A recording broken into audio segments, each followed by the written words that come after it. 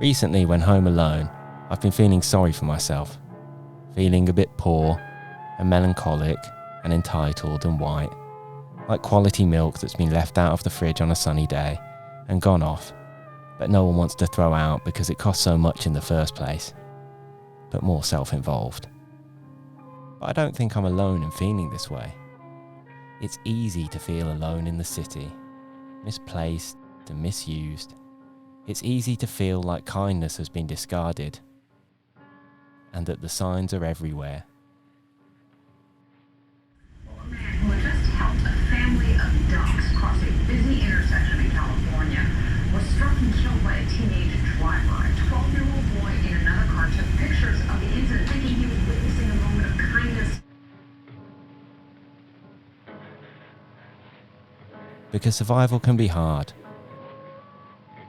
and life throws up all kinds of obstacles. Alrighty. My name is Joe Bender. Some of you may know me as Stormgrun, and this is Surviving a Network Upgrade. Knowing how to survive the heat starts with common sense thinking. People suffer from heat-related illness when the body's temperature control system is overloaded. The body normally cools itself by sweating, but sometimes sweating isn't enough. I want to speak to you today about surviving the family reunion.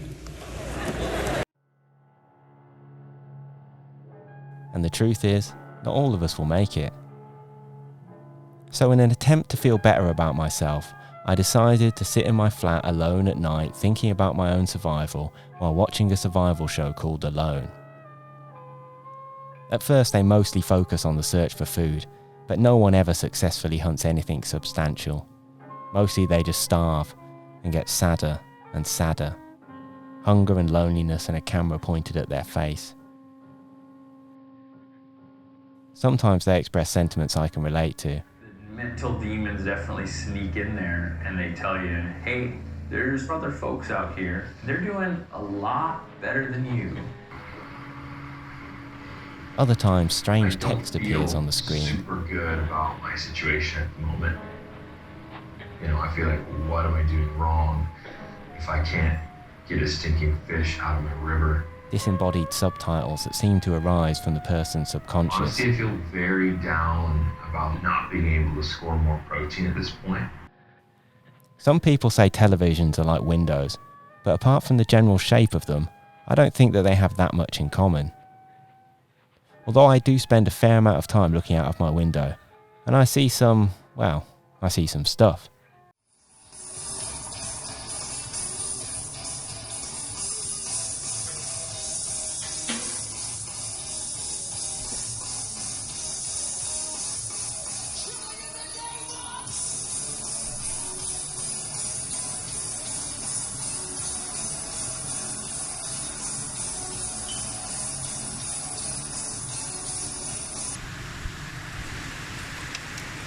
But even out of the relative safety of a window, the outside world can be overwhelming.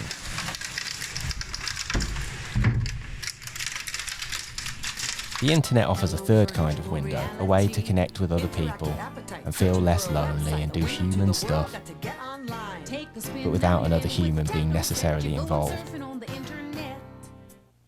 You've heard the terminology cyberspace, the web, hard drive, the internet.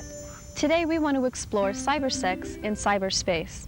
My name is Jolie, and I'm going to show you how to enjoy the stimulating world of the internet sexual playground.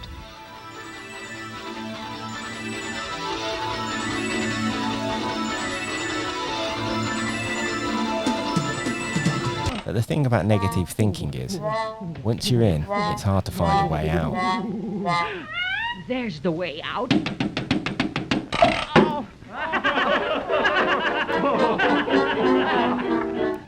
Disappointment, discouragement, a sense of failure. Why? Insecurity, a lack of confidence, a feeling of inferiority. Why?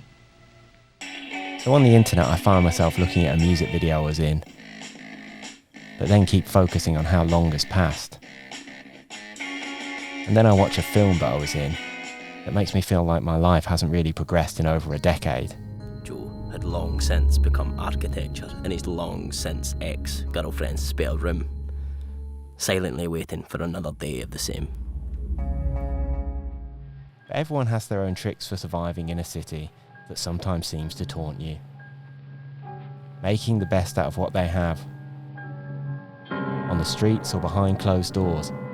Hoarding coping mechanisms.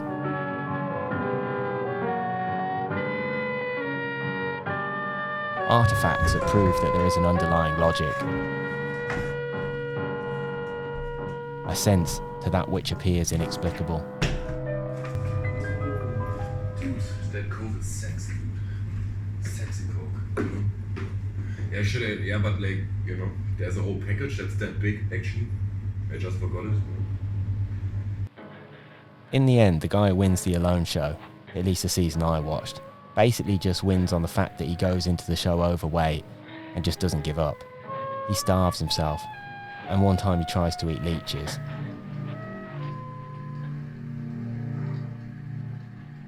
But in the end, it's the loneliness that breaks them all. I'm sitting in there looking at my shelter, and I can't lay in there another night by myself and be freezing and hungry and by myself.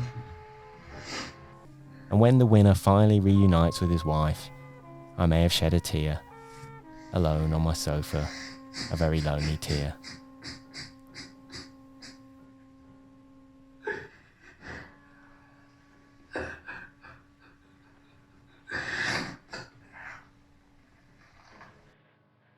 Sometimes when I'm walking back to my flat alone late at night with a frozen pizza, I get scared that I'm going to look up at my window and see myself in there, watching alone. But then I wouldn't be alone if there was another me looking in through the window. Not really alone. Just like the people on Alone. Alone, pointing a camera at themselves. Not really alone.